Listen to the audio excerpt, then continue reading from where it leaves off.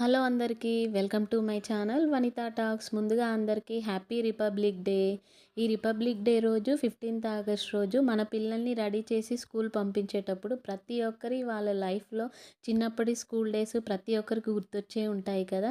అలా మేము కూడా ఈరోజు మేము ఇలా చేసేవాళ్ళము, మా స్కూల్లో ఇలా ఉండేది అని గుర్తు చేసుకున్నాము. అయితే నేను చదువుకుంది గవర్నమెంట్ స్కూల్లో.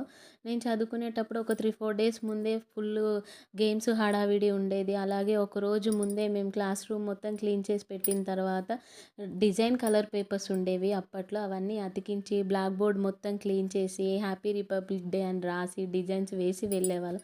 ఇంటికి వెళ్ళిన తర్వాత యూనిఫామ్ చక్కగా రెడీ చేసి పెట్టుకునే వాళ్ళం. రిబ్బన్స్ కూడా రెడీ చేసి పెట్టుకొని ఎర్లీ మార్నింగే లేచి ఎవరు ఫాస్ట్గా వెళ్తే బాగుంటుంది అని చెప్పి ఫాస్ట్గా స్కూల్కి కూడా వెళ్ళిపోయేవాళ్ళం.